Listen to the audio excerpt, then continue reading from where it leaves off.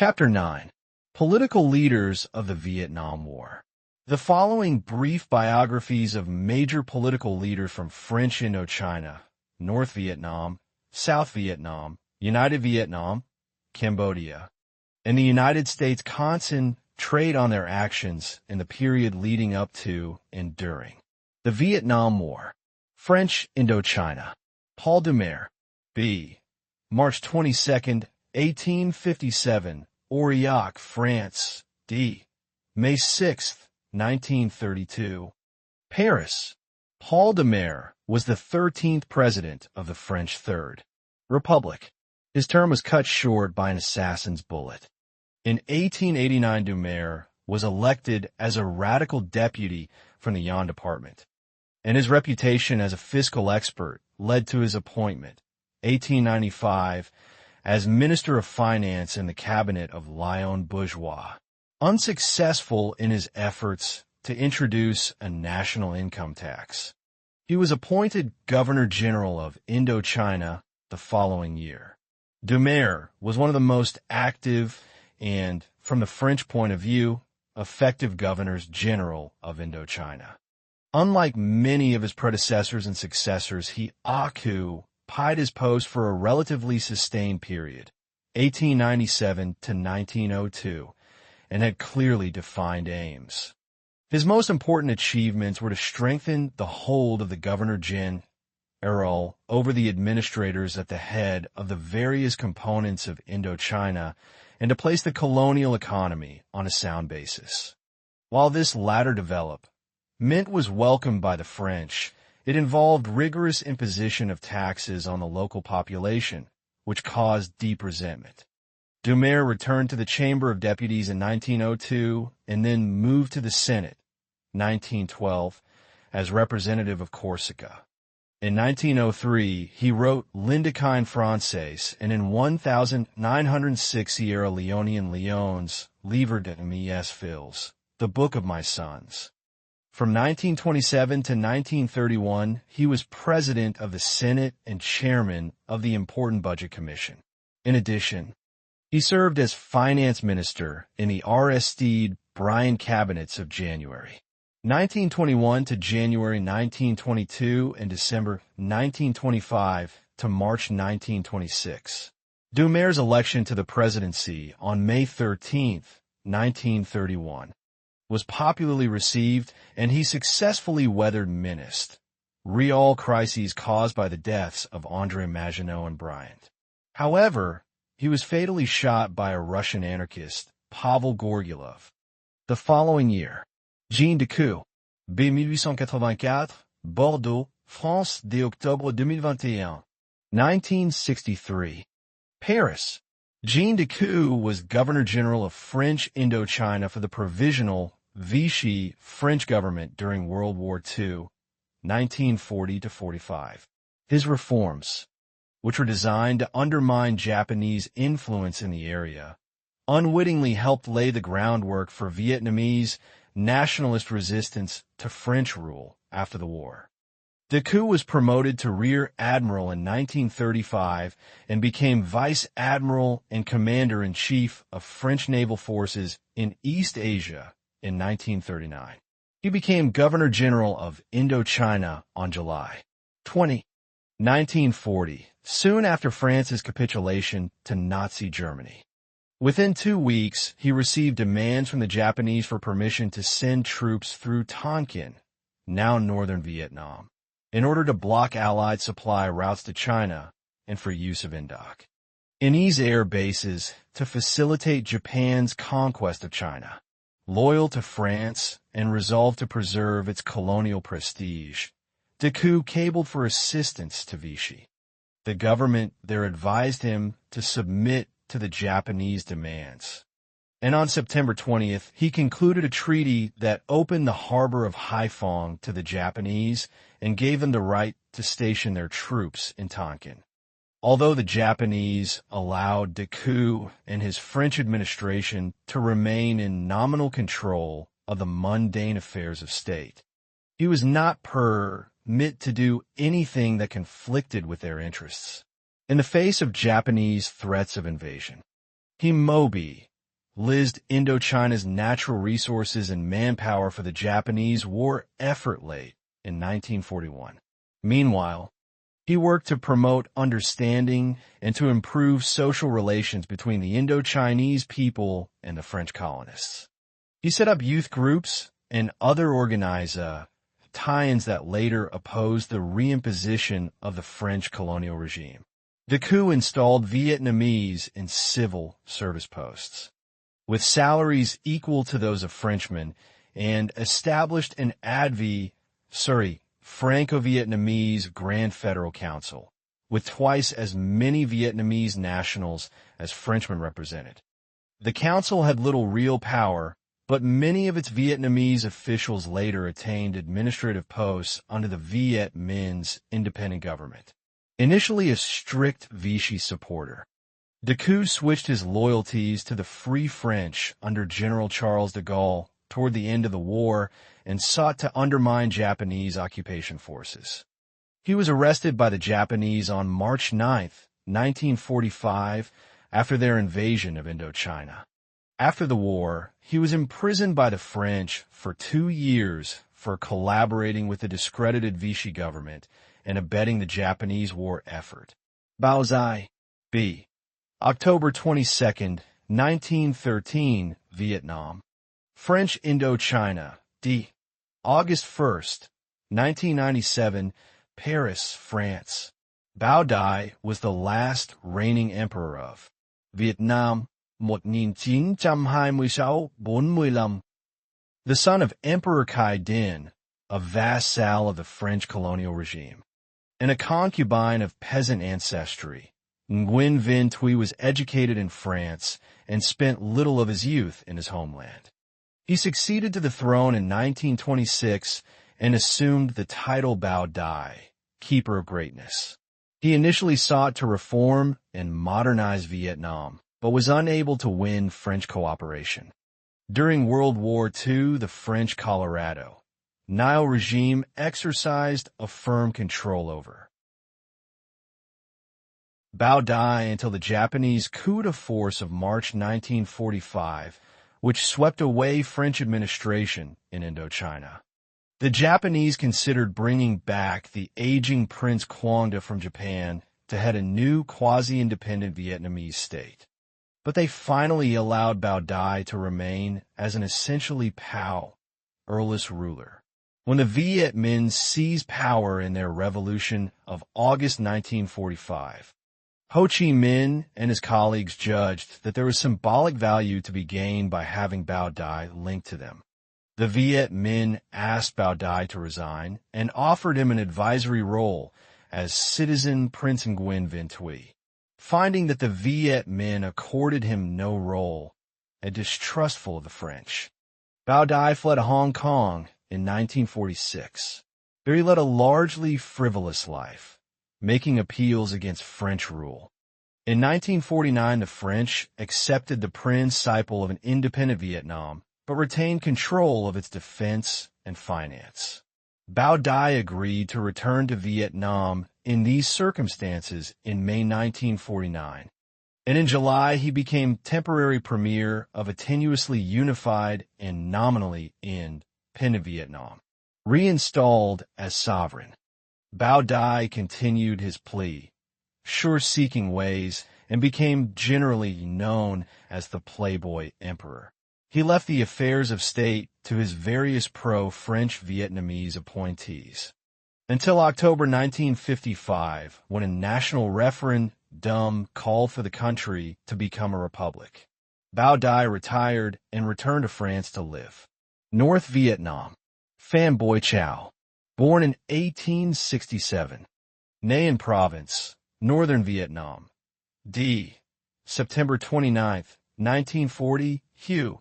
Vietnam, French Indochina.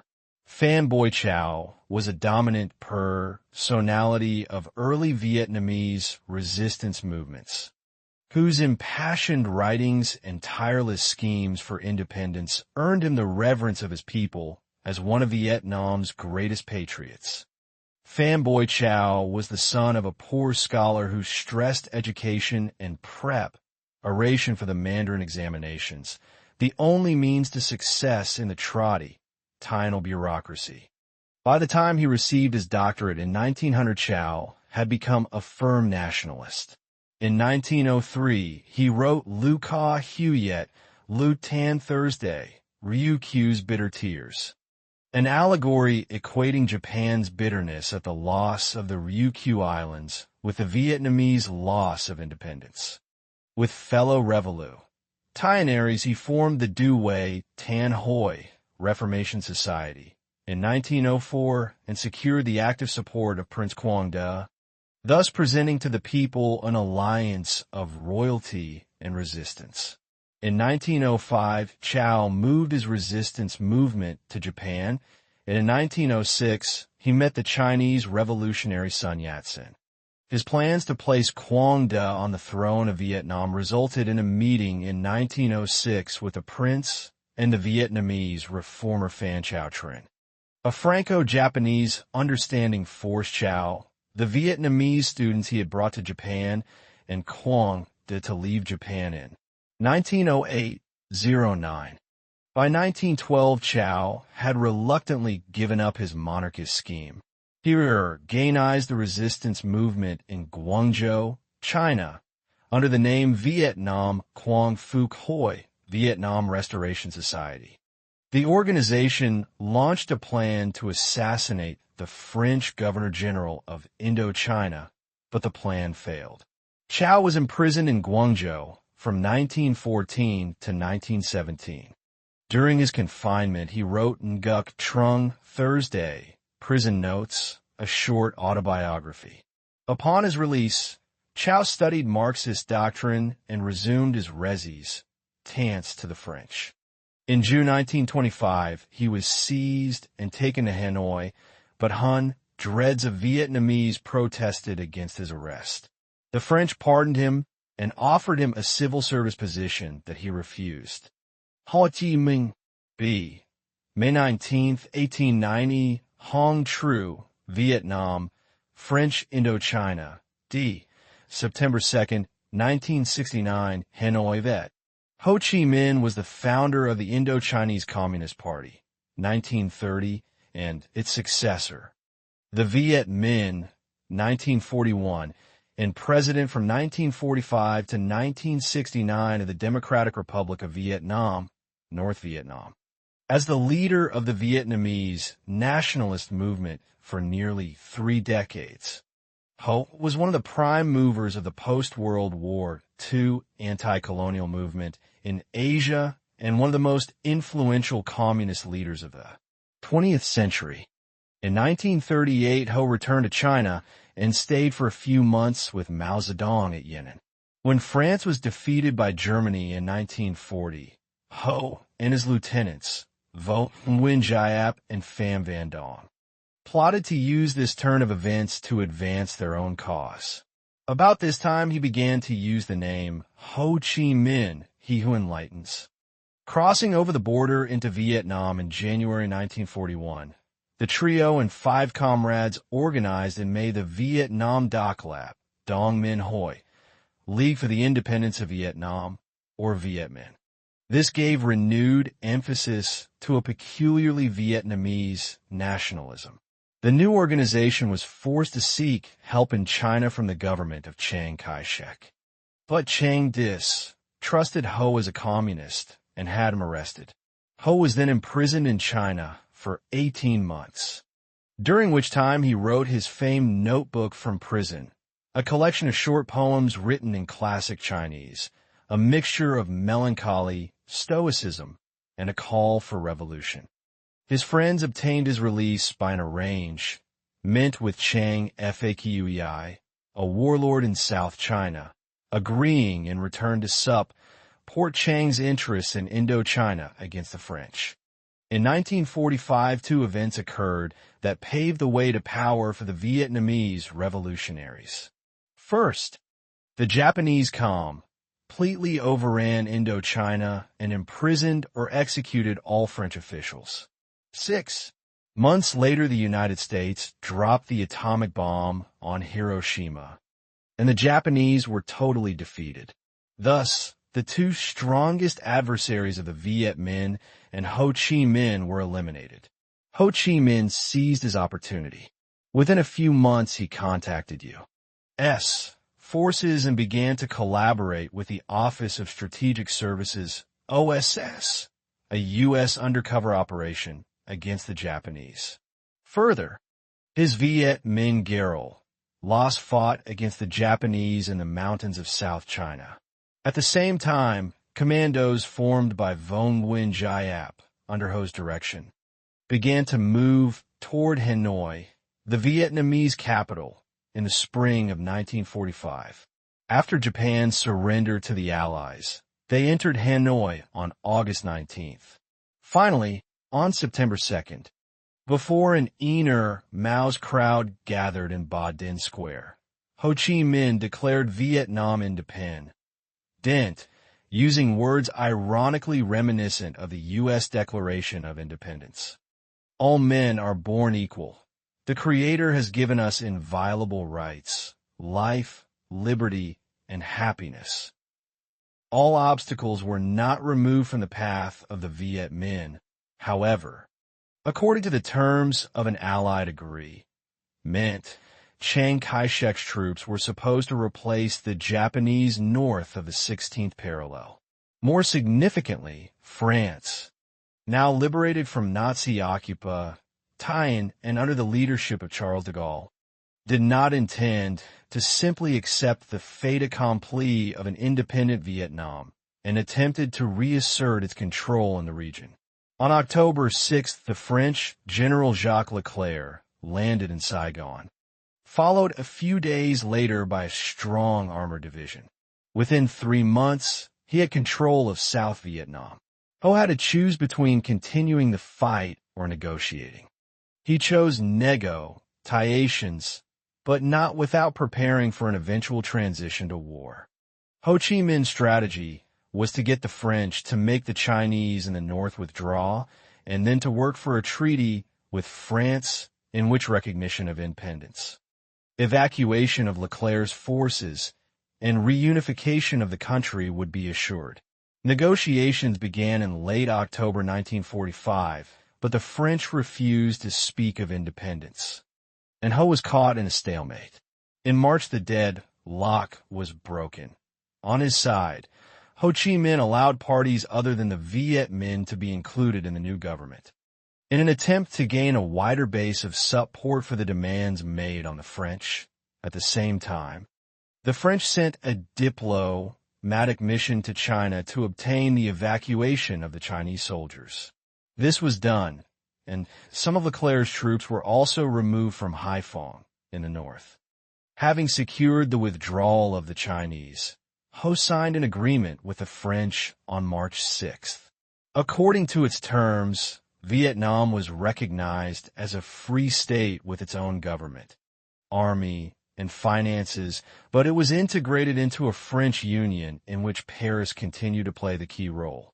12 days later, Leclerc entered Hanoi with a few battalions, which were to be confined to a restricted area.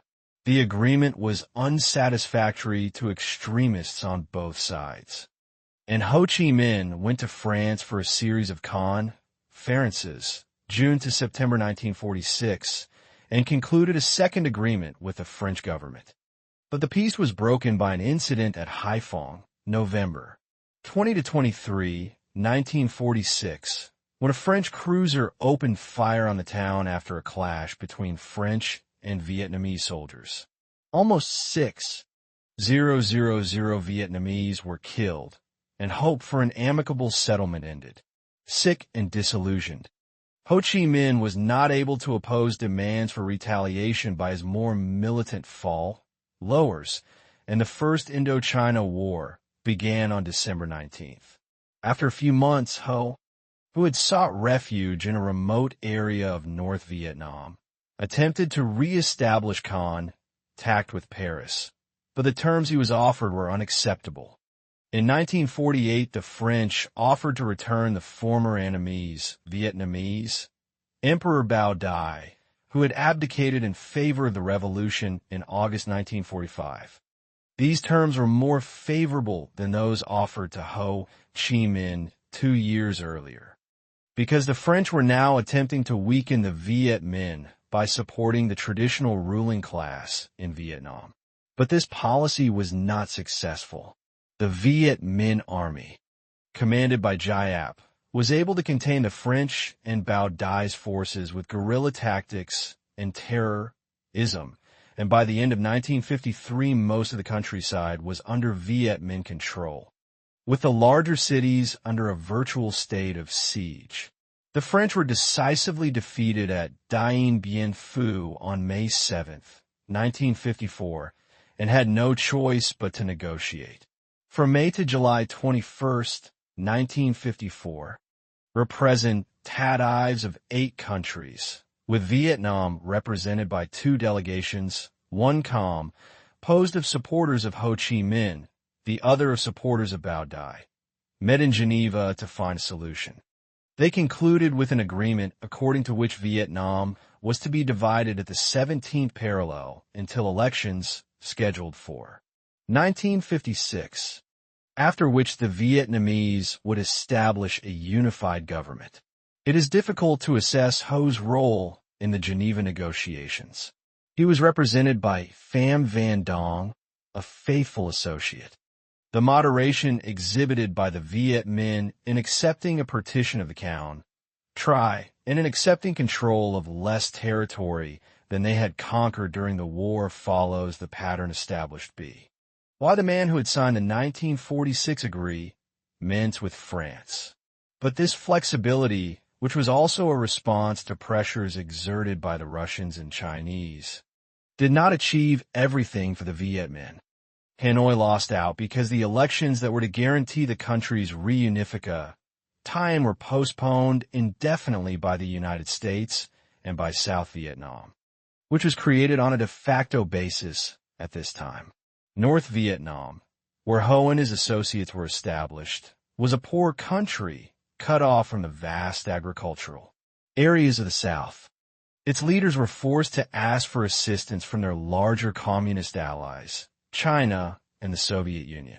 In these adverse conditions, Ho Chi Minh's regime became repressive and rigidly totalitarian. Attempted agricultural reforms in 1955 to 56 were conducted with ignorant brutality and repression. Uncle Ho, as he had become known to the North Vietnamese, was able to preserve his immense popularity. But he abandoned a kind of humane quality that had distinguished some of his previous revolutionary activities despite ruthless purges of Trotskyists and Bourgeois nationalists in 1945 to 46. The old statesman had better luck in the field of diplomacy.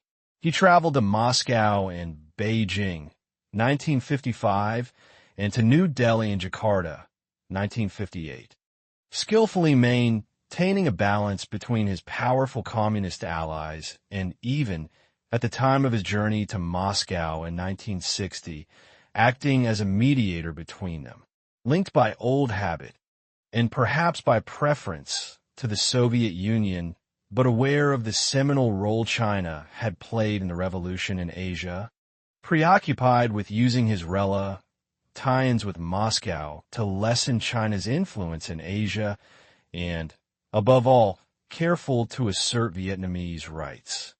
Ho Chi Minh skillfully maintained a balance between the two communist giants.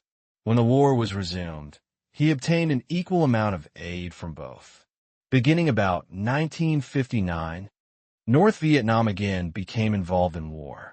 Guerrillas, popularly known as the Viet Cong, were conducting an armed revolt against the U.S.-sponsored regime of Ngo Dinh Diem in South Vietnam.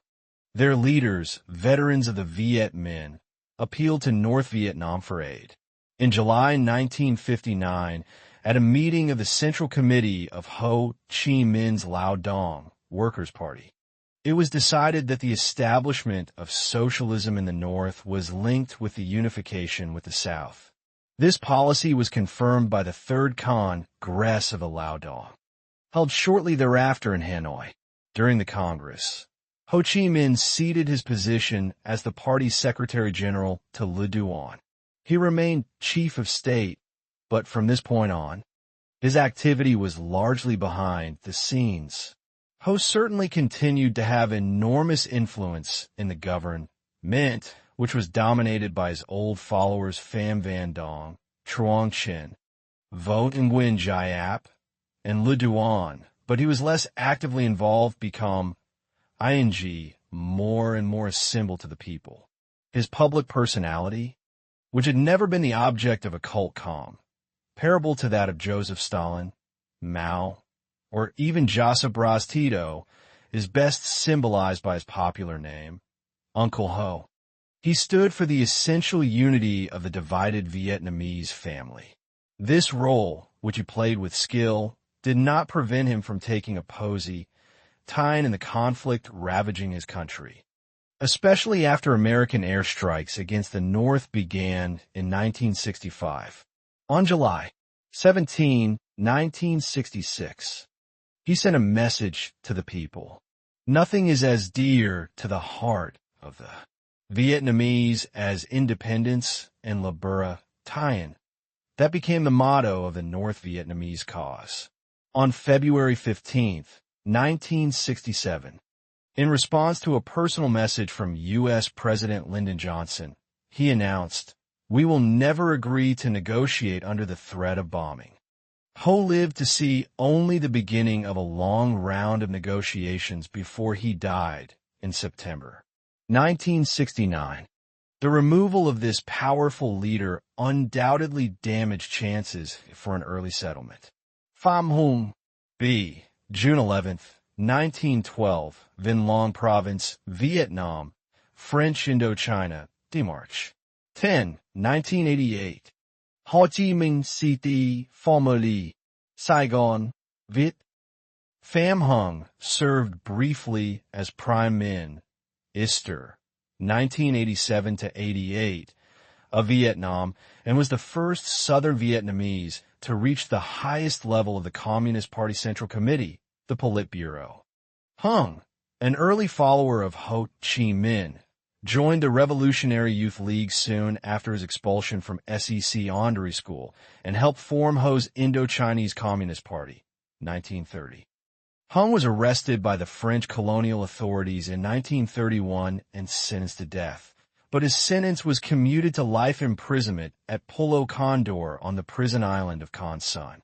He was freed during the 1945 uprising in which Ho's forces gained control of northern Vietnam. He held key posts in the Communist Party in southern Vietnam until the defeat of France in 1954 and the subsequent legal division of the country, after which he entered the Politburo in North Vietnam. As chairman of the Central Office of South Vietnam from 1967, Hung directed Viet Cong guerrilla warfare and coordinated the 1968 Tet Offensive. He was the political commissar during the 1975 CAP tour of Saigon, later Ho Chi Minh City. And the next year, he was named a deputy prime minister in the first unified government. He served as interior minister and commander of the Internal Security Force, 1980 to 87, until government reformers chose him to replace Prime Minister Pham Van Dong. Le Duc Tho, B. October 14th, 1911, Nam Ha Province, Viet Giai Oct, 13, 1990, Hanoi.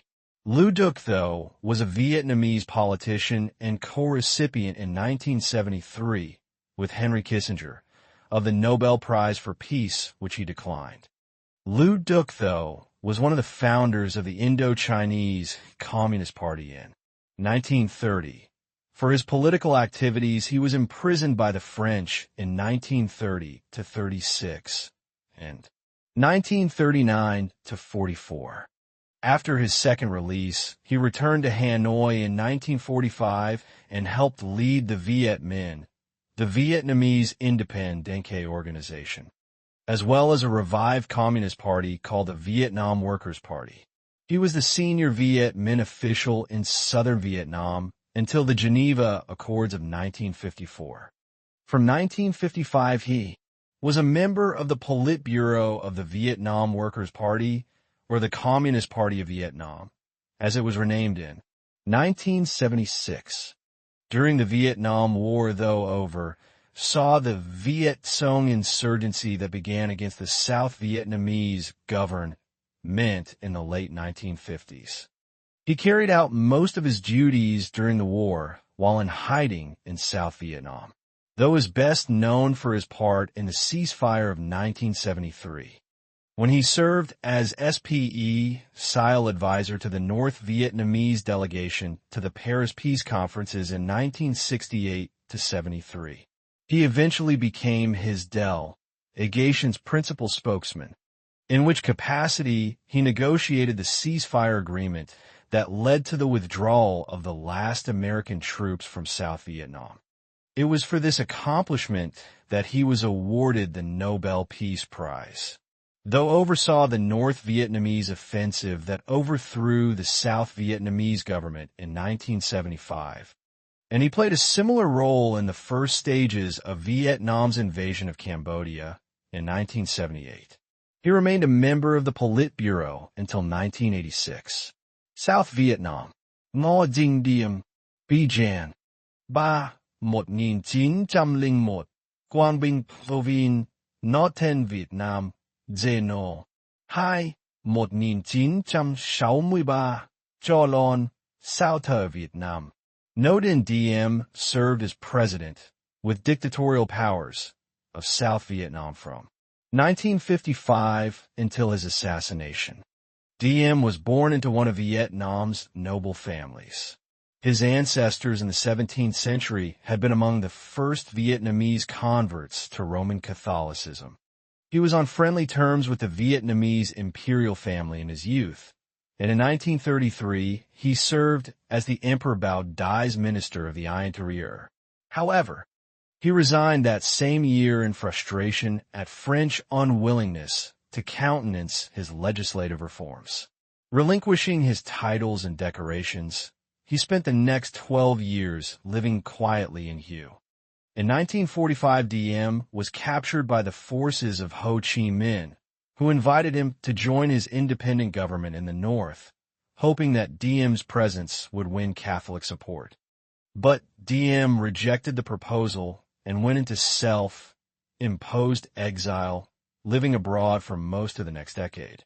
In 1954, Diem returned at Bao Dai's request to serve as Prime Minister of a U.S.-backed government in South Vietnam. After defeating Bao Dai in a government-controlled referendum in October 1955, he ousted the emperor and made himself president of the newly declared Republic of Vietnam, South Vietnam. Diem refused to carry out the Geneva Accords, which had called for free elections to be held throughout Vietnam in 1956 in order to establish a national government, with the South torn by dissident groups and political factions. Diem established an autocratic regime that was staffed at the highest levels by members of his own family, with U.S. military and economic aid. He was able to resettle hundreds of thousands of refugees from North Vietnam in the South.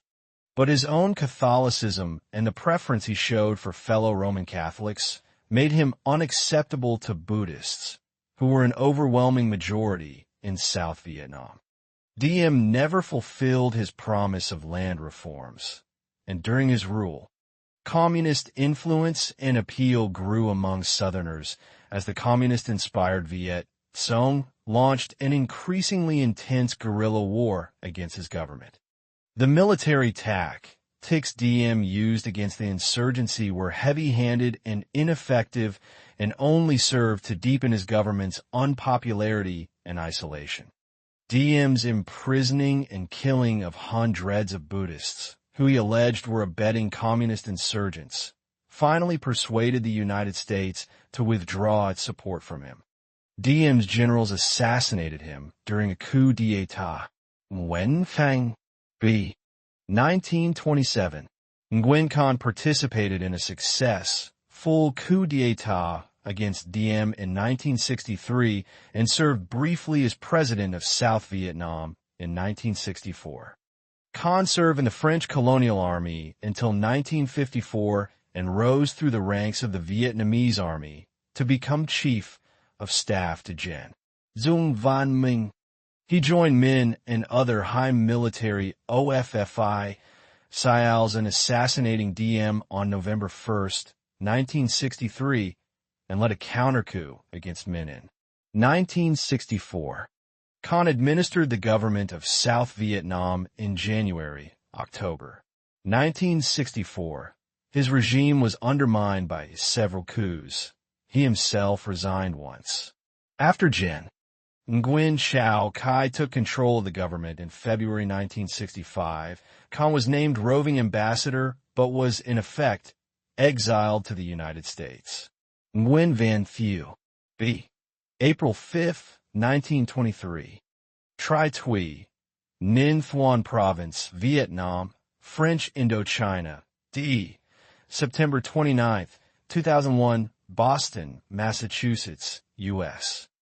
Nguyen Van Thieu was President of the Republic of Vietnam, South Vietnam, from 1967 until the Republic fell to the forces of North Vietnam in 1975. The son of a small landowner. Thieu joined the communist-oriented Viet Minh in 1945, but later fought for the French colonial regime against the Viet Minh. In 1954, he was put in charge of the Vietnamese National Military Academy, and after 1956, continued to serve under the regime of Ngo Dinh Diem in South Vietnam. Thieu played an important part in a successful coup against Diem in 1963. In 1965, he became chief of state in a military government headed by Premier Nguyen Chao Kai. In 1967, he was elected president under a new constitution promulgated in that year. He was re-elected without opposing, tying in 1971. Thieu's emergence coincided with the beginning of major U.S. intervention in the war against the Viet Cong insurgents in North Vietnam. Despite criticism of the authoritarian nature of his regime, he retained the support of the United States throughout the administrations of the U.S. Presidents Johnson and Nixon. He continued to consolidate his power after the peace agreements of 1973, in which his government was a somewhat reluctant participant in the withdrawal of U.S. troops from South Vietnam. Communist gains in South Vietnam's northern provinces early in 1975 prompted Thieu to recall troops to defend Saigon. Badly managed, the retreat turned into a rout, allowing communist forces to surround the capital. After resisting for several days, Thieu was persuaded that his resignation might permit a negotiated settlement of the war. On April 21, 1975, in a speech denouncing the United States, he resigned in favor of his vice president, Tran Van Hung, and shortly afterward left the country. He went first to Taiwan and later to England, taking up residence in Surrey before settling in the United States. Nguyen Chao Kai. B. September 8, 1930, Son Tay, Vietnam. French Indochina. Nguyen Chao Kai was a South Vietnamese military and political leader known for his flamboyant manner and militant policies. A member of the French forces that opposed the Vietnamese Liberation Movement, Kai joined the South Vietnamese Air Force after the nation was partitioned in 1954. He attracted much attention because of his vehement anti-communism, as well as his bravado, and was highly favored by U.S. advisors in Vietnam. As a result, he was named Commander of South Vietnam's Air Force after the 1963 overthrow of the Diem government. With U.S. aid, Kai soon built up a fighting force of 10,000 men. In June 1965, Kai, together with Thieu and Minh, led a military coup in unseat the government of Premier Phan Huy Quat. As the head of that triumvirate, Cai provoked widespread opposition to his authoritarian policies. In 1967, the top military leaders reached an agreement by which Thieu would run for president and Cai for vice president of a new regime. Unhappy with his new position, Cai became an outspoken critic of Thieu's administration. In 1971, he attempted to oppose Thieu for the presidency, but was forced to remove himself as a candidate and return to the Air Force. Upon the fall of South Vietnam in April 1975, Cai fled to the United States.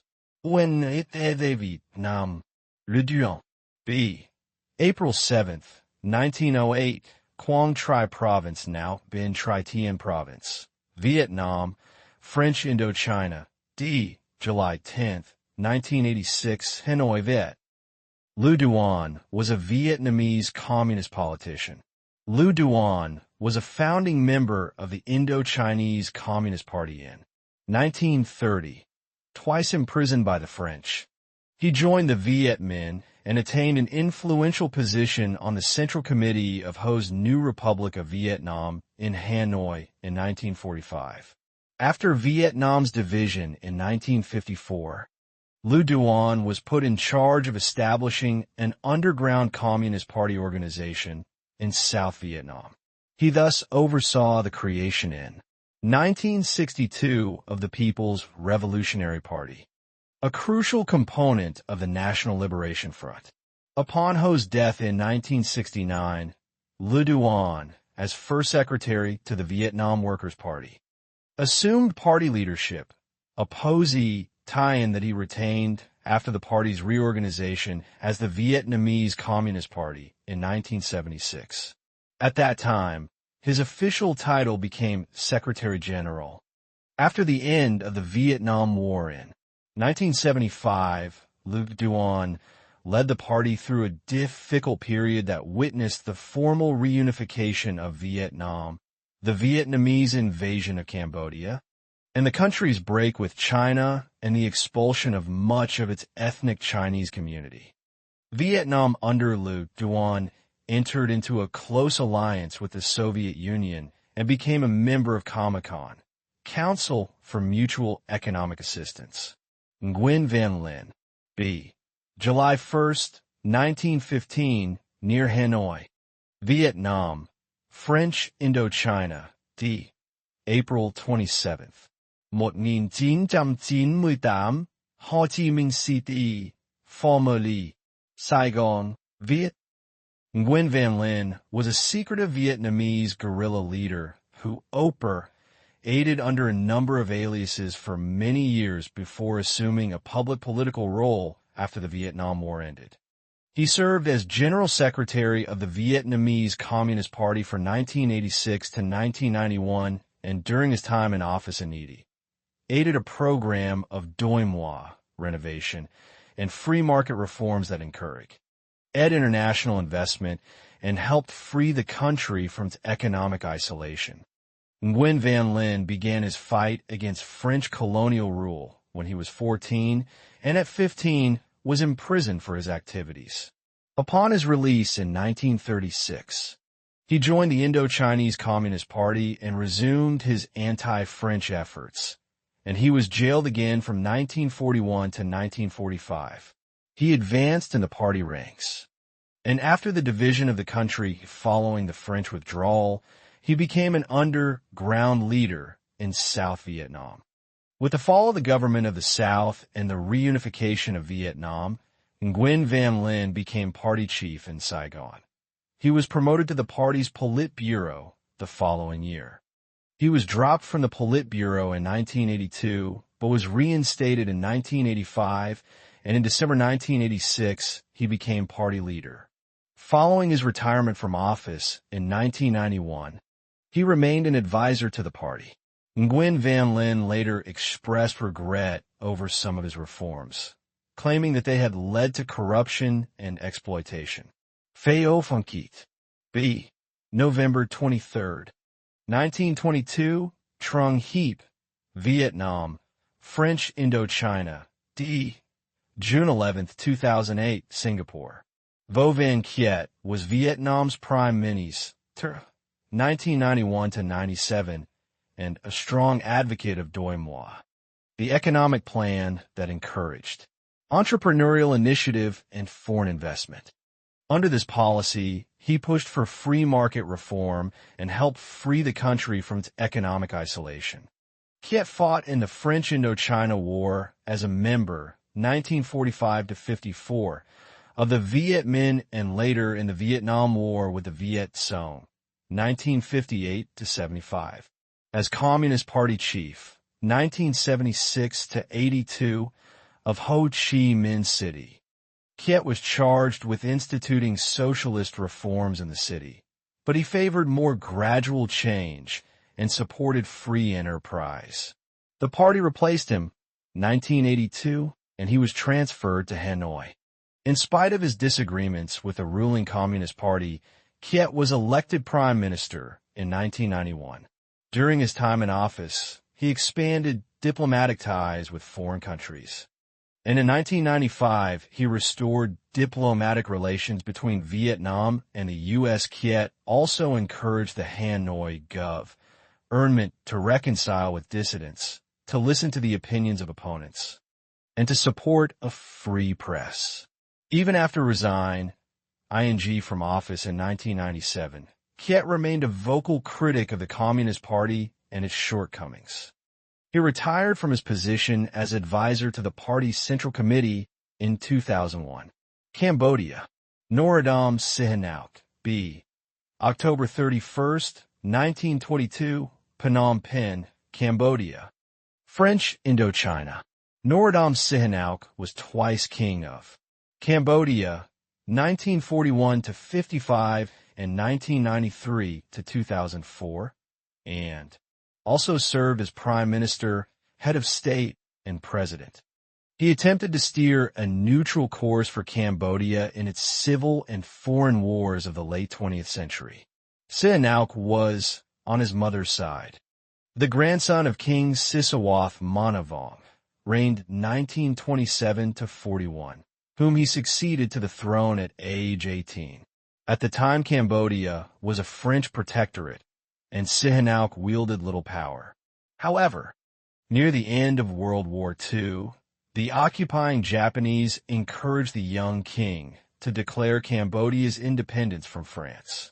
When French military forces moved back into the region, Sihanouk decided to wait until France's retreat from Indochina, which occurred in 1954. He founded the Sangkum Resternayam People's Socialist Community in January 1955, won a referendum in February approving its program, and on March 2nd abdicated in favor of his father, Norodom Sihanouk, becoming the new monarch's prime minister, foreign minister, and subsequently permanent representative to the United Nations. 5 years later, after the death of his father, April 3rd, 1960, he accepted the role of head of state, June 13th.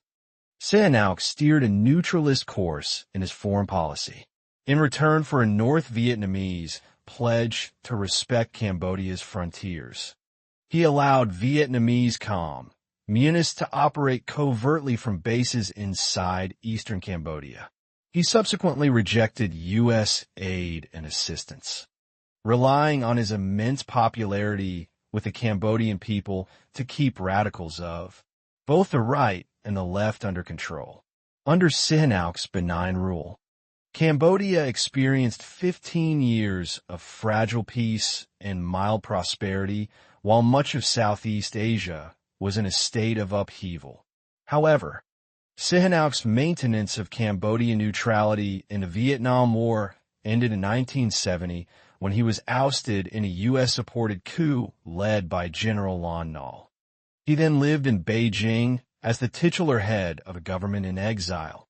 Following the Khmer Rouge take over of Cambodia in 1975, Sihanouk returned home, only to be put under house arrest. Under dictator Pol Pot, a 4-year reign of terror ensued, during which more than 1 million Cambodians were killed. Sihanouk was released in January 1979 because the Khmer Rouge regime was falling to Vietnamese military forces and needed an advocate in the United Nations. After denouncing the Vietnamese invasion, he dissociated himself from the Khmer Rouge, from residences in China and North Korea. Sihanouk became president of an uneasy coalition government in exile made up of the three principal anti-Vietnamese Khmer forces, the Khmer Rouge, the anti-communist Khmer People's National Liberation Front, and Sihanouk's new Tralist Party. He retained his role as resistance leader until 1991, when he was elected president of Cambodia's Supreme National Council, an interim administrative body.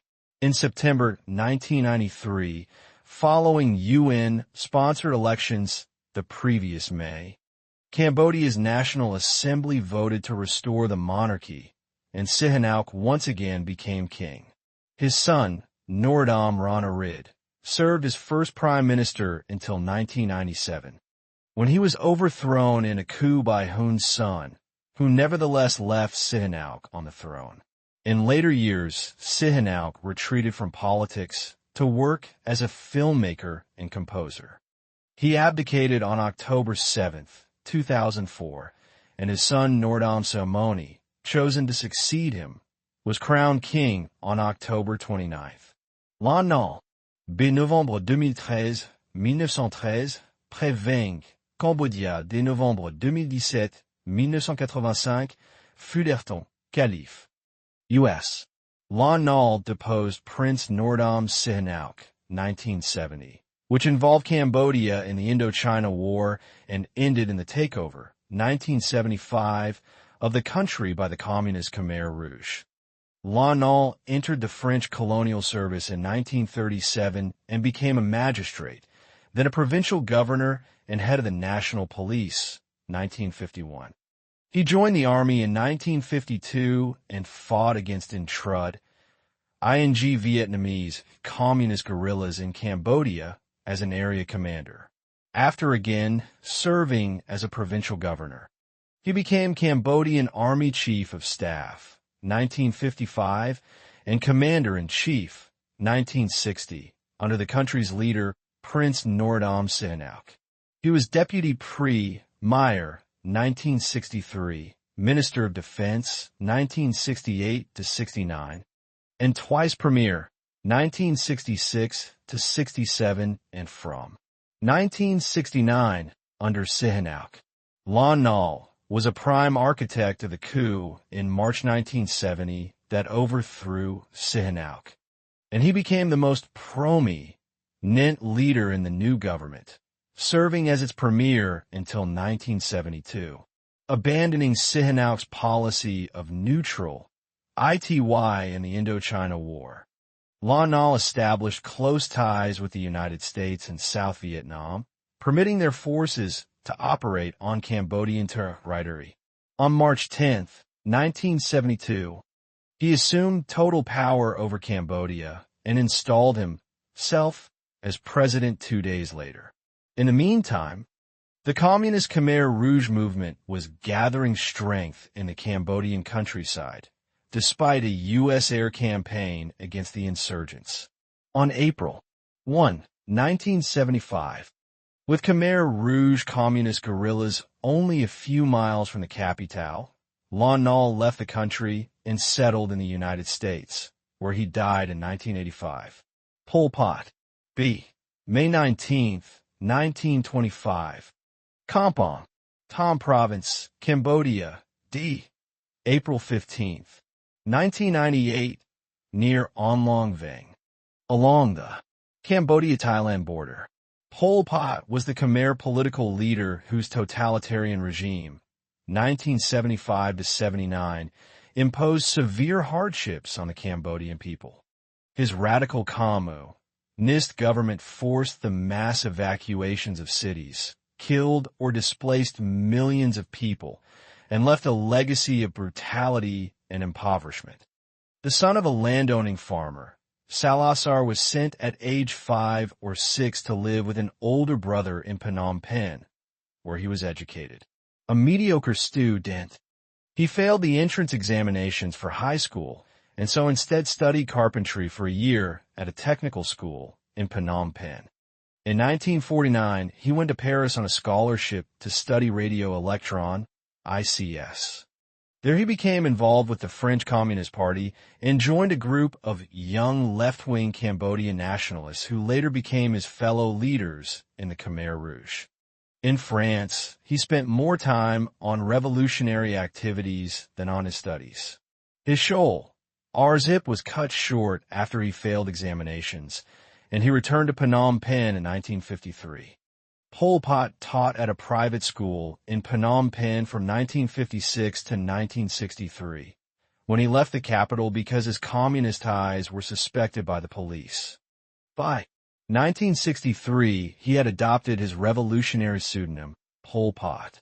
He spent the next 12 years building up the Communist Party that had been organized in Cambodia in 1960, and he served as the party's secretary. An opponent of the Sihanouk government and of the military government of General Lon Nol. He led the Khmer Rouge guerrilla forces in their overthrow of Lon Nol's regime in 1975.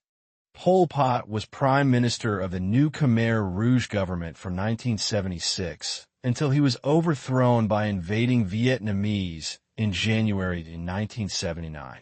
It is estimated that from 1975 to 1979, under the leadership of Pol Pot, the government caused the deaths of more than 1 million people from forced labor, starvation, disease, torture, or execution while carrying out a program of radical social and agricultural reforms. Following the Vietnamese invasion of his country, Pol Pot withdrew to bases in Thailand to lead the Khmer Rouge forces against the new Hanoi-supported government in Phnom Penh, which refused to consider peace negotiations as long as he remained at the head of the party. Although ostensibly removed from the military and political leadership of the Khmer Rouge in 1985, he remained a guiding force in the organization, which continued its guerrilla campaign into the 1990s, though with diminishing intensity. By 1997, the Khmer Rouge were in deep decline, their ranks riddled by desertions and factionalism. In June of that year, Pol Pot was forcibly ousted from the organization's leadership and placed under house arrest by his colleagues. And in July, he was convicted of treason. Pol Pot died of natural causes in 1998. United States. John F. Kennedy, B. May 29, 1917, Brookline, Massachusetts, U.S. November 22, 1963, Dallas, Texas. John F. Kennedy was the 35th President of the United States, 1961 to 63. He faced a number of foreign crises, especially in Cuba and Berlin, but managed to secure John F. Kennedy being sworn in as U.S. President, January 20th, 1961. Encyclopedia Britannica, Inc.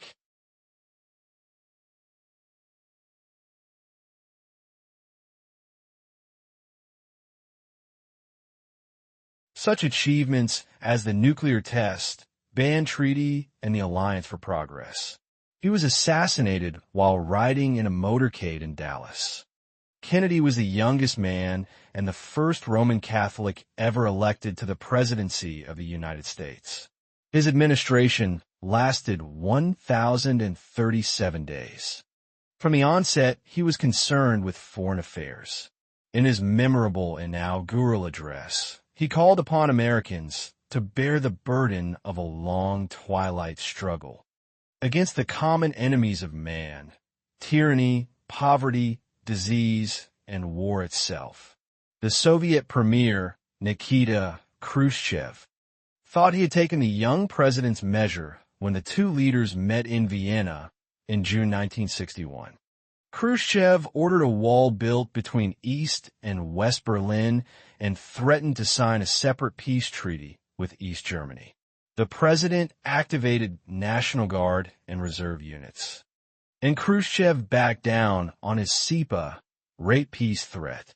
Kennedy then made a U.S. President John F. Kennedy signing the Nuclear Test Ban Treaty October 7, 1963. National Archives and Records Administration, Inc. Dramatic visit to West Berlin, where he told a cheering crowd, "Today, in the world of freedom, the proudest boast is, Ich bin ein I am A Berliner." In October 1962, a buildup of Soviet short and intermediate-range nuclear missiles was discovered in Cuba. Kennedy demanded that the missiles be dismantled. He ordered a quarantine of Cuba, in effect, a blockade that would stop Soviet ships from reaching that island. For 13 days, nuclear war seemed near. Then the Soviet premier announced that the offensive weapons would be withdrawn. 10 months later, Kennedy scored his greatest foreign triumph when Khrushchev and Prime Minister Harold Macmillan of Great Britain joined him in signing the Nuclear Test Ban Treaty. Yet Kennedy's commitment to combat the spread of communism led him to escalate American involvement in the conflict in Vietnam, where he sent not just supplies and financial assistance, as President Eisenhower had, but 15,000 military advisors as well.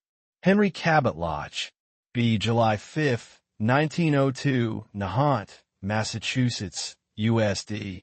February 27, 1985, Beverly, Massachusetts. Henry Cabot Lodge was a U.S. senator and diplomat who ran unsuccessfully for the vice presidency of the United States in 1960. He was the grandson of Son Henry Cabot Lodge, 1850 to 1924, and a member of a politically dedicated family that included 6 U.S. senators and a Gover, nor of Massachusetts. Lodge began his career in politics. After several years as a journalist, with 2 terms as a Republican in the Massachusetts legislature, 1933-36, followed by service in the U.S. Senate, 1937 to 44, 1947 to 52. He lost his Senate seat in 1952 to Republican John F. Kennedy. In that year, he had been active in promoting the presidential candidacy of Dwight D. Eisenhower, who subsequently appointed Lodge permanent U.S. representative to the United Nations. In July 1960, he was nominated for the vice presidency on the unsuccessful Republican ticket headed by Nixon. Lodge served as U.S. ambassador to South Vietnam, 1963 to 64, 1965 to 67. And as such, he was the main channel of communica, tie-in between Washington and the South Vietnamese leadership. After expressing his belief to President Kennedy that the war could not be won while DM remained in power, Lodge, along with agents of CIA, notified a cadre of South Vietnamese generals that the United States would make no move to oppose an attempted coup. In November 1963, the plot was carried to fruition, and DM was deposed. In spite of assurances to Lodge that the lives of DM and his brother, No Din Nu, would be spared, both were killed during the takeover. Lodge was later named ambassador to West Germany, 1968 to 69, and he was chief negotiator at the talks in Paris on peace in Vietnam, 1969. He then served as special envoy to the Vatican, 1970 to 77. Walt Rostow, b. October 7, 1916, New York, New York, USD. February 13, 2003, Austin, Texas. Walt Rostow, as an advisor to Presidents Kennedy and Johnson, advocated an ever-increasing American commitment to the Vietnam War.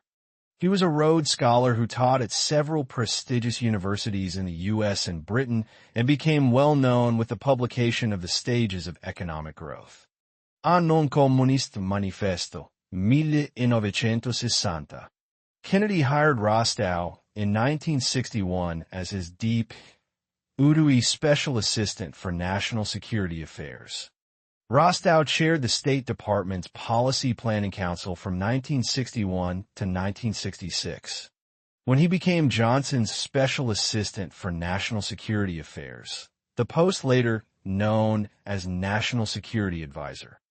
Even after most other government officials had become convinced that the Vietnam War was unwinnable, Rostow consistently pushed for its escalation, convinced that the U.S.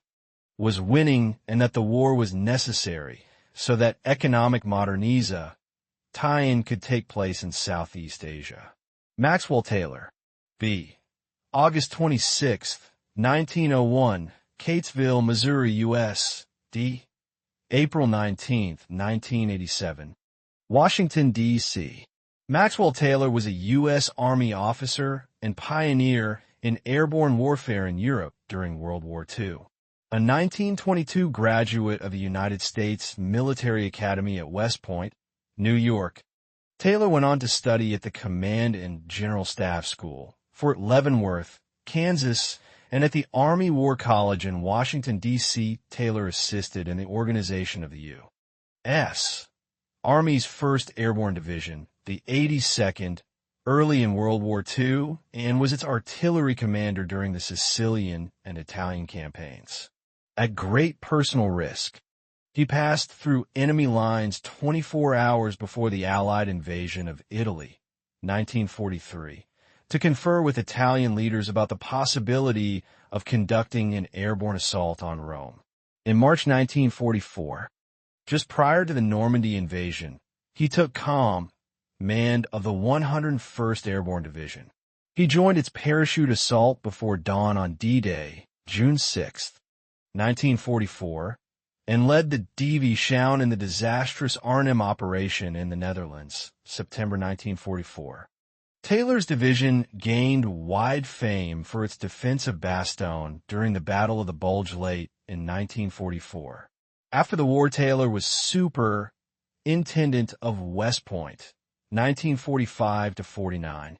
As commanding general of the 8th Army in 1953, Taylor directed United Nations forces in Korea during the closing phases of the Korean War. He then served as Army Chief of Staff, 1955 to 59, in which post he was an early advocate of the strategic doctrine of flexible response, which emphasized the maintenance of conventional infantry forces as a prudent wartime alternative to the all-out use of nuclear weapons. He was appointed chairman of the Joint Chiefs of Staff in 1962 by Kennedy, to whom he was a trusted advisor. 2 years later, he became U.S. ambassador to South Vietnam, which at that time was being given increasing military support by the United States. He resigned that post in July 1965, but served as a special consultant, 1965 to 69, to President Johnson. Lyndon B. Johnson, B. August 27, 1908, Gillespie County, Texas, U.S. D. January 22, 1973, San Antonio, Texas. Lyndon B. Johnson was the 36th President of the United States, 1963 to 69.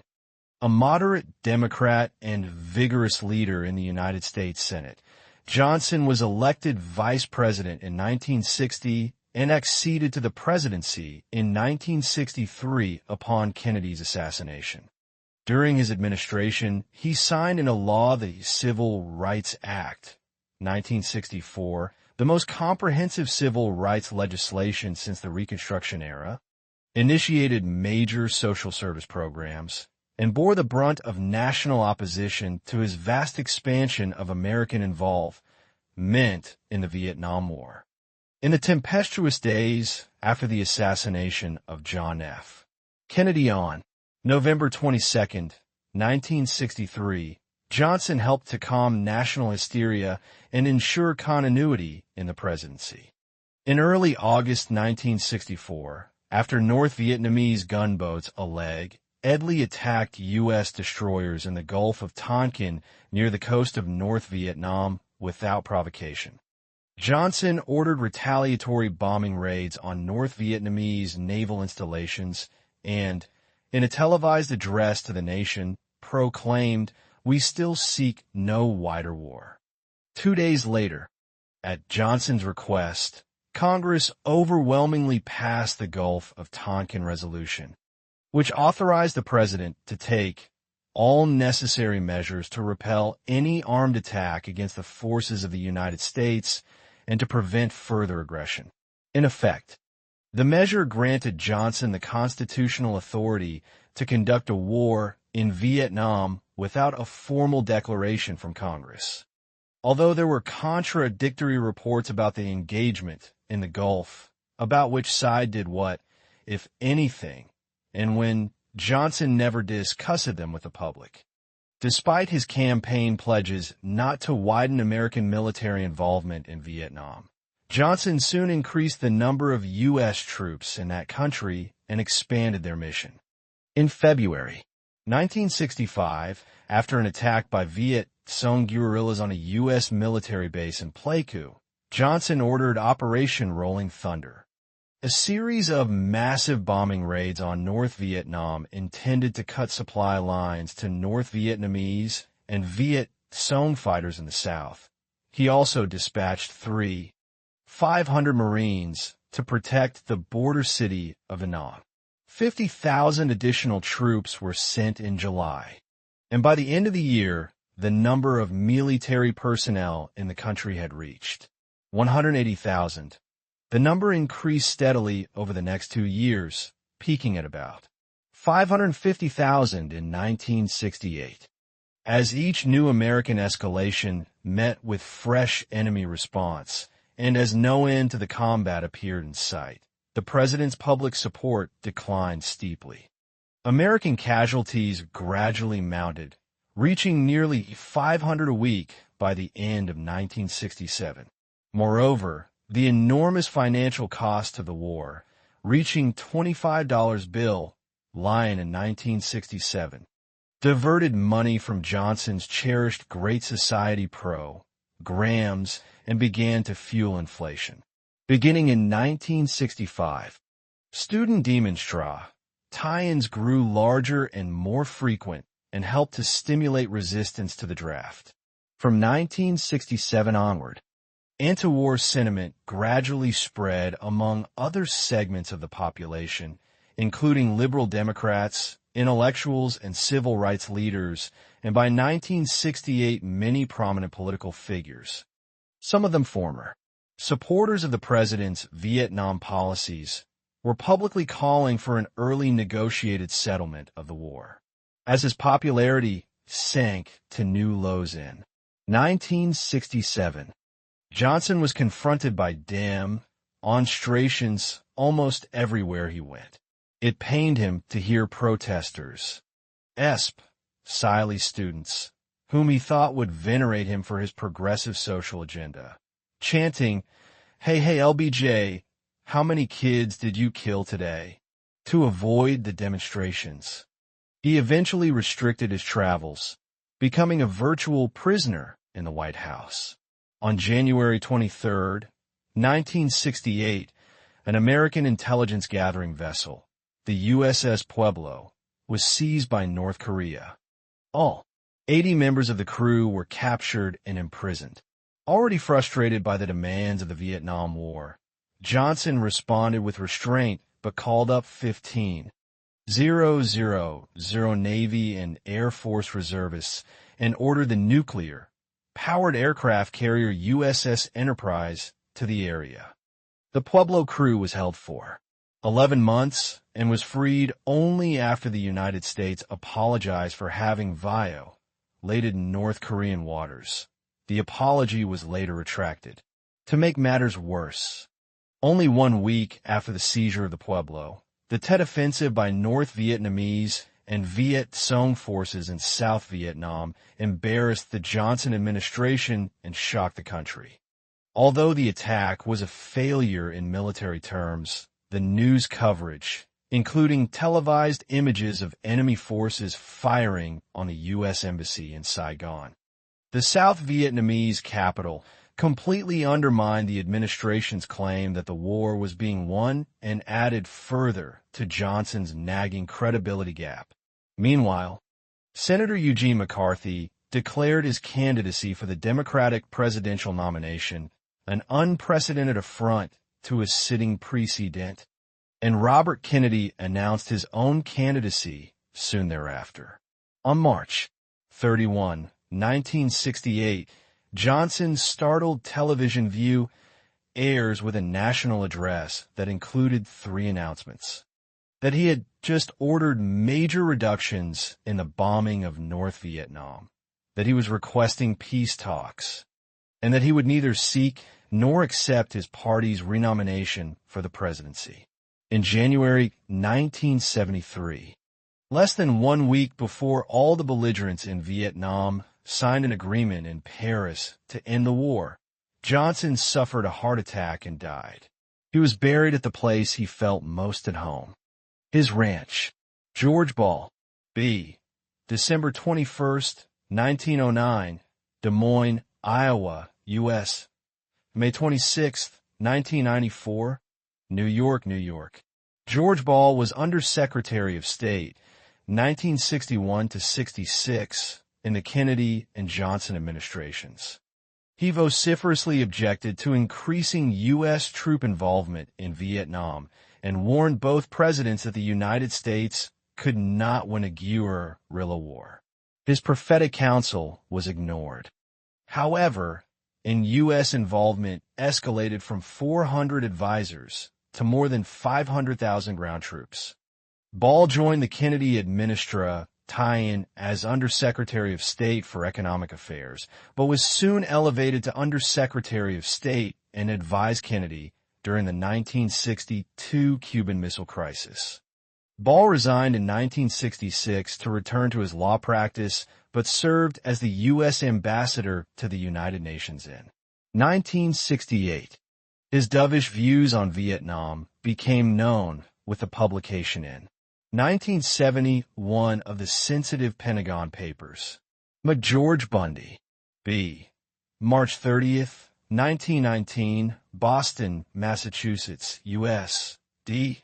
September 16th, 1996. Boston. McGeorge Bundy was one of the main architects of U.S. foreign policy in the administrations of Presidents Kennedy and Johnson. Bundy supported Kennedy for pre-C Dent in 1960, and in 1961 was made Special Assistant for National Security Affairs, a post he retained in the Johnson administration. Under Johnson, Bundy was a forceful advocate of expanding the United States' involvement in the Vietnam War. In February 1965, after visiting South Vietnam, he wrote a style memorandum calling for a policy of sustained reprisal, including air strikes, against North Vietnam if it did not end its guerrilla war against the South Vietnamese government. Later, however, after he had left government service, he advised Johnson against further escalation of the war. Hubert H. Humphrey, B. May 27, 1911, Wallace, South Dakota, U.S.D. January 13, 1978, Waverly, Minnesota. Hubert H. Humphrey was the 38th Vice President of the United States, 1965 to 69. He served in the Democratic administration tie-in of President Johnson and was himself a presidential candidate of the Democratic Party in 1968. A liberal leader in the United States Senate, 1949 to 65. 1971 to 78, he built his political base on a Democrat, farmer-labor coalition reminiscent of the populist movement. When he became vice president under Johnson, Humphrey's earlier reputation as a glib and sometimes abrasive do-gooder was supplanted by a more conservative image, especially after he defended American participation in the Vietnam War, and he was often vilified by left-wing opponents of the Johnson administration. Following Johnson's withdrawal from the 1968 presidential election, Humphrey sought the Democratic nom in Antion, although the party was deeply divided. Humphrey captured the nomination at a tumultuous convention in Chicago, but trailed far behind Republican Richard M. Nixon in the polls. His fortunes began to reverse at the end of September, when he announced his plans to halt the bomb-ing campaign in North Vietnam if he were elected. Rising steadily in the polls throughout October, he eventually lost by only 510,000 votes, one of the slimmest margins in any U.S. presidential election. Many observers concluded that he would have won the election had it been held a week later. Robert S. McNamara, B. June 9, 1916, San Francisco, California, U.S. D. July 6, 2009, Washington, D.C. Robert S. McNamara was U.S. Secretary of Defense from 1961 to 1968. He revamped Pentagon operations and played a major role in the nation's military involvement in Vietnam. In 1960, McNamara joined the Kennedy administration as Secretary of Defense. In his new post, he successfully gained control of Pentagon operations and the military bureaucracy, encouraged the modernization of the armed forces, restructured budget procedures, and cut costs by refusing to spend money on what he believed were unnecessary or obsolete weapon systems. McNamara was also at the center of a drive to alter U.S. military strategy from the massive retaliation of the Eisenhower years to a flexible response, emphasizing counterinsurgency techniques and second strike nuclear missile capability. McNamara initially supported the deepening military involvement of the United States in Vietnam. On visits to South Vietnam in 1962, 1964, and 1966, the Secretary publicly expressed optimism that the National Liberation Front and its North Vietnamese allies would soon abandon their attempt to overthrow the U.S. backed Saigon regime. He became the government's chief spokesman for the day-to-day operations of the war and acted as President Lyndon B. Johnson's principal deputy in the war's prosecution. As early as 1965, however, McNamara had begun to question the wisdom of U.S. military involvement in Vietnam, and by 1967, he was openly seeking a way to launch peace negotiations. He initiated a full-scale investigation of the American commitment to Vietnam, later published as the Pentagon Papers. Came out in opposition to continued bombing of North Vietnam, for which he lost influence in the Johnson administration. And in February 1968, left the Pentagon to become president of the World Bank until 1981. McNamara publicly criticized the 2003 invasion of Iraq under the administration of President George W. Bush. McNamara died at his Washington, D.C. home on July 6, 2009. He was 93. Clark Clifford, B. December 25, 1906, Fort Scott, Kansas, USD. October 10, 1998, Bethesda, Maryland. Clark Clifford was a knowledgeable and savvy advisor to 4 U.S. Democratic presidents, and as such served a number of public and private interests. Clifford began work as an attorney. During World War II, he enlisted in the Navy and served as an aide to President Truman. Clifford was Kennedy's attorney while the latter was still a senator, and Kennedy continued to seek his advice during his campaign and presidency. Clifford returned to government in 1968 to become Johnson's Secretary of Defense, a post that he occupied for less than a year. One significant action during his brief tenure was to advise the president to commence action to end the war in Vietnam. His guidance was also sought by President Jimmy Carter, who consulted Clifford regarding difficulties involving his budget director, G. William Fulbright. B. April 9, 1905, Sumner, Missouri, USD. February 9, 1995, Washington, D.C. J. William Fulbright was the American senator who initiated the International Exchange Program for Scholars, known as the Fulbright Scholarship. He is also known for his vocal and articulate criticism of U.S. military involvement in South Vietnam during his tenure as chairman of the Senate Foreign Relations Committee. The American public came to know Fulbright best for his probing, articulate opposition to the Vietnam War, despite the fact that he initially supported U.S. involvement. Indeed, as an old friend and former Senate colleague of President Johnson, Fulbright had shepherded the Gulf of Tonkin resolution through the Senate.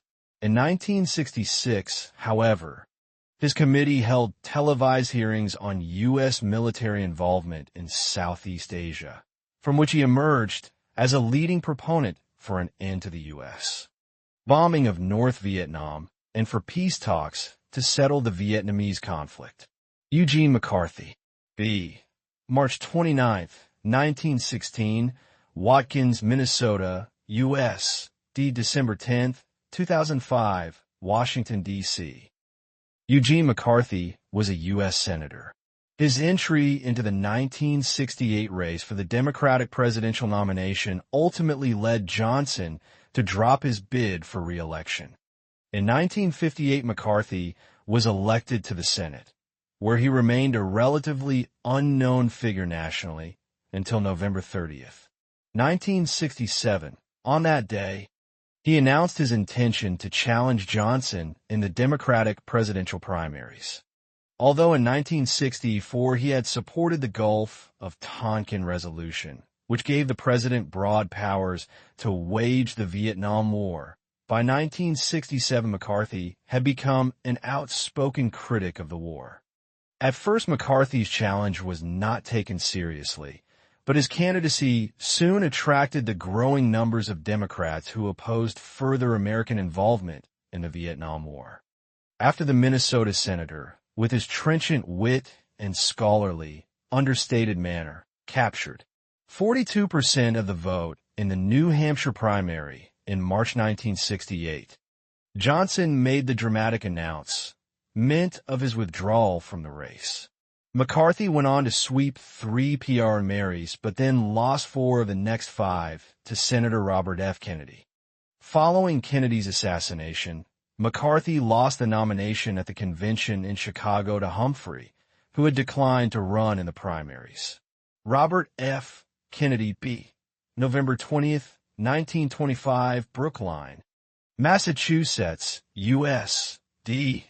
June 6th, 1968, Los Angeles, California. Robert F. Kennedy was the U.S. Attorney General and advisor during the administration of his brother President John F. Kennedy, 1961 to 63. Later U.S. Senator, 1965 to 68, he was assassinated while campaigning for the presidential nomination. Robert Kennedy first came into national prominence in 1953, when he was an assistant counsel to the Senate Permanent Subcommittee on Investigations, headed by Joseph R. McCarthy. In 1957, he was chief counsel to the Senate Select Committee conducting investigations into labor racketeering, which led to his long-standing feud with James R. Hoffa of the Teamsters Union. Kennedy resigned from the committee staff in 1960 to conduct his brother's campaign for the U.S. President and was subsequently appointed, 1961, Attorney General in the cabinet of President Kennedy. On November 22, 1963, his brother was assassinated in Dallas, Texas. Robert Kennedy continued to serve as Attorney General until he resigned in September 1964. In November 1964, he was elected U.S. Senator from New York. Within 2 years, Kennedy had established himself as a major political figure in his own right. He became the chief spokesman for Liberal Democrats and a critic of Johnson's Vietnam policy. On March 16, 1968, he announced his candidacy for the Presidente. By June 4th, he had won 5 out of 6 presidential primaries, including one that day in California. Shortly after midnight, on June 5th, he spoke to his followers in Los Angeles' Ambassador Hotel. As he left through a kitchen hallway, he was fatally wounded by a Palestinian immigrant, Sirhan Bishara Sirhan. Robert Kennedy was buried near his brother at Arlington National Cemetery. Richard M. Nixon, B. January 9, 1913, Yorba Linda, California, U.S. D. April 22, 1994, New York, New York. Richard M. Nixon was the 37th President of the United States, 1969 to 74. Faced with almost certain impeachment for his role in the Watergate scandal, Nixon became the first American president to resign from office. He was also vice president, 1953 to 61, under Eisenhower. Nixon campaigned on a vague platform promising an honorable peace in Vietnam. Nixon said that he had a secret plan to end the war, the restoration of law and order in the cities, a crackdown on illegal drugs, and an end to the draft. Democratic Party nominee Hubert H. Humphrey, who was Johnson's vice president, was heavily burdened by the latter's unpopular Vietnam policies, called for an end to the bombing of North Vietnam as an acceptable risk for peace. Johnson himself halted the bombing on October 31, less than 1 week before the election, in preparation for direct negotiations with Hanoi.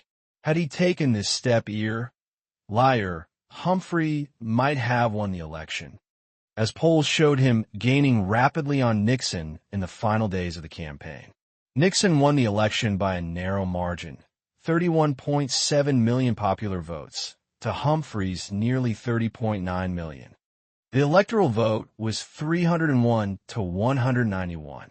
Aiming to achieve peace with honor in the Vietnam War, Nixon gradually reduced the number of U.S. military personnel in Vietnam.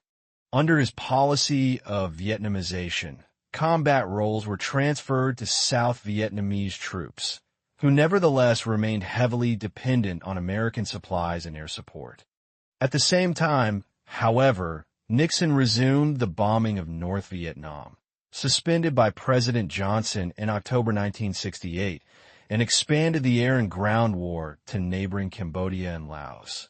In the spring of 1970, U.S. and South Vietnamese forces attacked North Vietnamese sanctuaries in Cambodia, which prompted widespread protests in the United States. One of these demonstrations at Kent State University on May 4, 1970, ended tragically when soldiers of the Ohio National Guard fired announced, "Peace is at hand." But the South Vietnamese raised objections, and the agreement quickly broke down. An intensive 11-day bombing campaign of Hanoi, North Vietnamese cities in late December was followed by more negotiations. And a new agreement was finally reached in January 1973 and signed in Paris. It included an immediate ceasefire, the withdrawal of all American military personnel, the release of all prisoners of war, and an international force to keep the peace. Henry Kissinger, B. May 27, 1923, first gr. into a crowd of about 2,000 protesters, killing 4 and wounding 9.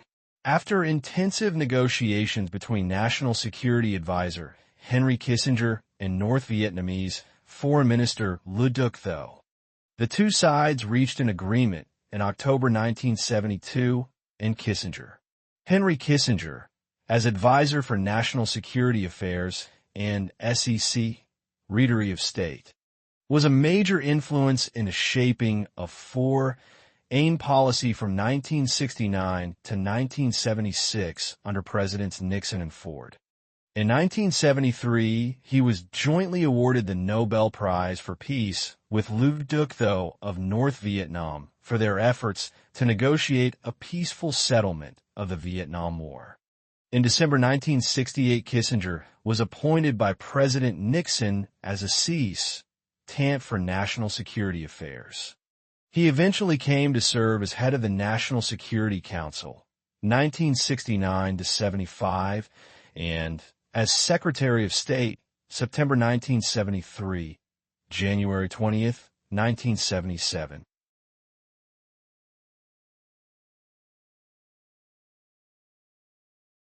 Kissinger soon emerged as an influential figure in the Nixon administration. His major diplomatic achievements involved China, the Soviet Union, Vietnam, and the Middle East. He developed a policy of warmer U.S. relations with the Soviet Union, détente, which led to the Strategic Arms Limitation Talks, SALT, in 1969. He established the pro-Pakistan policy in the India-Pakistan War of late 1971, helped negotiate the SALT-I Arms Agreement with the Soviet Union, signed 1972, and developed a rapproche, meant between the United States and the People's Republic of China, 1972, the first official U.S. contact with that nation since the Chinese Communists had come to power. Although he originally advocated a hardline policy in Vietnam and helped engineer the U.S. bombing of Cambodia, 1969 to 70, Kissinger later played a major role in Nixon's Vietnamization policy, the disengagement of U.S. troops from South Vietnam and their replacement by the South Vietnamese forces. On January 23, 1973, after months of negotiations with the North Vietnamese government in Paris, he initialed a ceasefire agreement that both provided for the withdrawal of U.S. troops and outlined the machinery for a permanent peace settlement between the two Vietnams. For this apparent resolution of the Vietnam conflict, Kissinger shared the 1973 Nobel Prize for Peace with the North Vietnamese negotiator, Lưu Duc Tho, who refused the honor. Dean Rusk, B. February 9, 1909, Cherokee County, GA, U.S., D. December 20, 1994, Athens, Georgia. Dean Rusk was U.S. Secretary of State during the Kennedy and Johnson administrations. He became a target of anti-war hostility as he consistently defended the United States' participation in the Vietnam War. During World War II, Rusk served General Joseph W. Stilwell as Deputy Chief of Staff for the China-Burma-India, the ATRE. After the war, he held positions in both the State and War Departments. In March 1950, he became Assistant Secretary of State for Far Eastern Affairs, a position in which he was involved in U.S. prosecution of the Korean War. Rusk supported the war, but he disagreed with MacArthur's advocacy of expanding the fighting into China. Rusk was president of the Rockefeller Foundation from 1952 to 1960. In 1961, he became Secretary of State under President Kennedy. Within a year, he faced crises in Cuba, Indochina, and Berlin.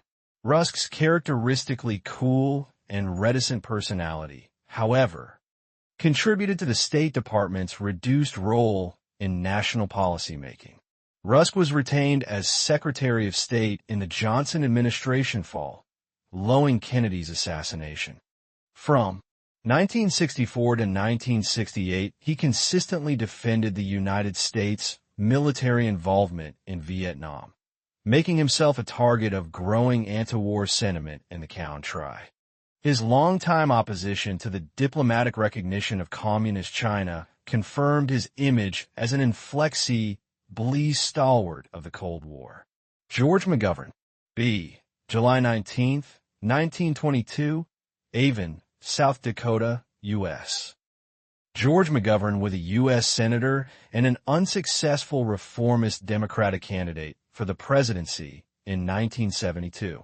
He campaigned on a platform advocating an immediate end to the Vietnam War and for a broad program of liberal social and economic reforms at home. As chairman of a commission on party structure and delegate selection prior to the Democratic National Convention in 1972, McGovern helped enact party reforms that gave increased representation to minority groups at the convention. Supported by these groups, he won the presidential nomination, but alienated many of the more traditional elements in the Democratic Party. McGovern was unable to unify the party sufficiently to offer an effective challenge to the incumbent Republican president, Nixon, who defeated him by an overwhelming margin. Gerald R. Ford, B. July 14, 1913, Omaha, Nebraska, USD. December 26, 2006, Rancho Mirage, California. Gerald R. Ford was the 38th President of the United States, 1974 to 77, who, as 40th Vice President, succeeded to the Presidente upon Nixon's resignation under the process decreed by the 25th Amendment to the Constitution. This made Ford the country's only chief executive, who was not elected as either president or vice president.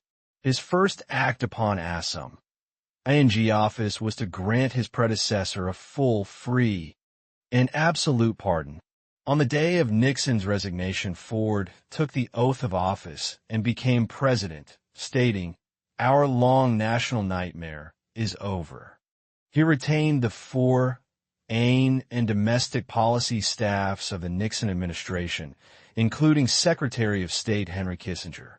During the final days of the Vietnam War, in March 1975, Ford ordered an airlift of some 237,000 anti-communist Vietnamese refugees from Da Nang, most of whom were taken to the United States.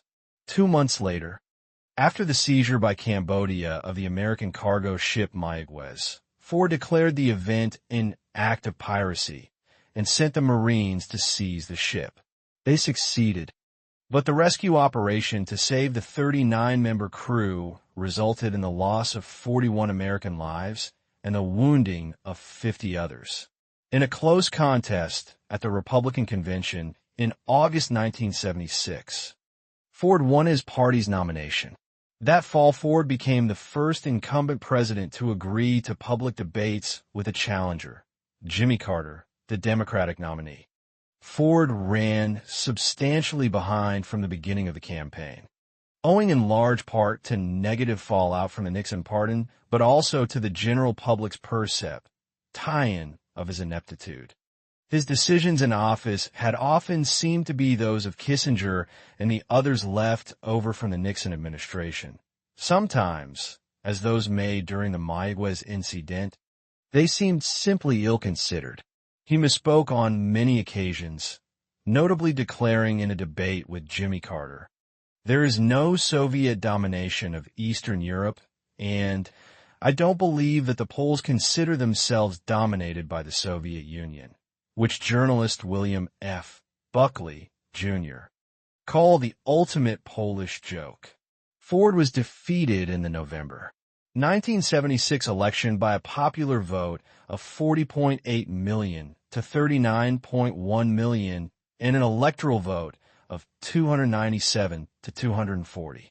John Kerry, B. December 11, 1943, Denver, Colorado, U.S. John Kerry was the Democratic Party's nominee for president in 2004. After graduating from Yale University in 1966, Kerry enlisted in the U.S. Navy and served in the Vietnam War as an officer of a gunboat in the Mekong Delta. By the time he returned from Vietnam in 1969, he had achieved the rank of lieutenant and had been honored with a Silver Star, a Bronze Star, and 3 Purple Hearts. Concluding his military service in 1970, he questioned the purpose and execution of the war and was a co-founder of the Vietnam Veterans of America and a spokesperson for the Vietnam veterans against the war.